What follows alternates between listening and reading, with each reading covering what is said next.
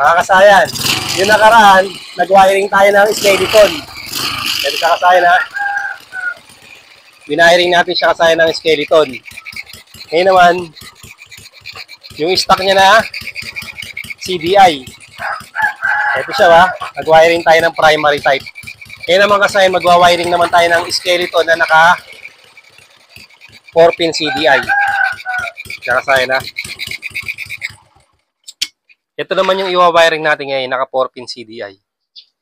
Ito, pagka tayo naka 4-pin CDI, ang kailangan natin dito ng regulator rectifier. Ito siya, ito naman yung i-wire natin. Kung 4-pin CDI naman yung gagamitin natin. Dito ay ilalagay natin yung kanyang charging at saka yung light coil. Ito siya, yung charging natin ay blue-white.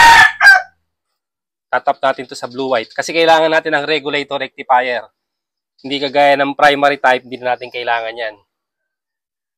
Tapos itong ground, isasama natin sa ground ng pulser, ignition coil, tsaka ng CDI.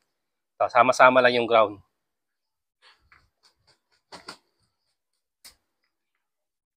Ito yung una nating wiring ha. Skeleton na CT100. Tapos, etong yellow, ilalagay natin sa yung light coil sa stator. Para magkaroon ng supply. Para magka-supply yung ating live wire. Ito, yung white wire. Para makakuha tayo ng 12 volts. Kasi 12 volts yung 4-pin CDI. Ito siya, papalitan natin to. Ito yung 5-pin.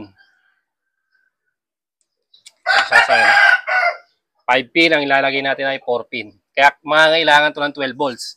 Hindi siya andar kung wala tayong regulator rectifier. Paglagay natin ito ng 4-pin, aalisin natin tong primary coil. Ito. Alisin natin tong alisin natin tong primary coil. Ililipat natin dito sa kulay white o kumbaga sa ibang motor ay ito yung live wire. Kulay red naman sa iba to. Ayan. Ibig sabihin, papasok na rito yung charging natin sa dalawa na yan. Kaya magkakasupply na yung ating red papunta dapat sa battery para may battery. Kaya lang skeleton, walang battery, pupunta yan sa may sa ibaba ng CDI natin. Ito. DC 12 volts to Ito yung ignition coil, ito yung pulser, ito yung pulser ground. Kaya lang kasi mag-wiring ng 4-pin CDI, kailangan lang natin ng regulator rectifier para makapag-convert siya ng 12 volts. Tapos testing na natin. Kahit sang motor to, ang model lang natin, Pajero CT100. Pero kahit anong motor po pwede. Eh, siya kasayan.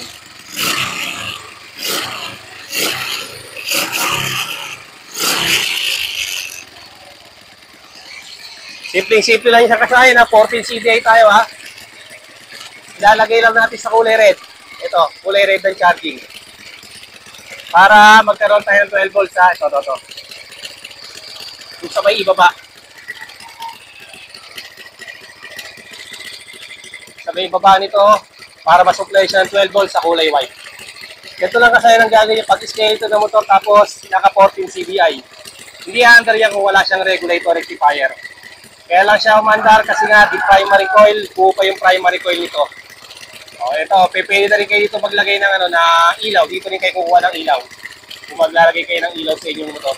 Ganun lang kasimple kasayan pagka magbabattery operated kayo ng ng skeleton na motor na kahit anong motor. Bali ito kasayan, model lang natin itong Pajero CT100. Pero kahit anong motor, ganun lang yung gagawin nyo pagka skeleton na battery operated. Kahit walang battery, okay na okay yan. Basta maganda yung ating charging. Hindi magpupugap po yung takbo ng ating motor. Hanggang dito na lang mga kasayan. Salamat sa panonood.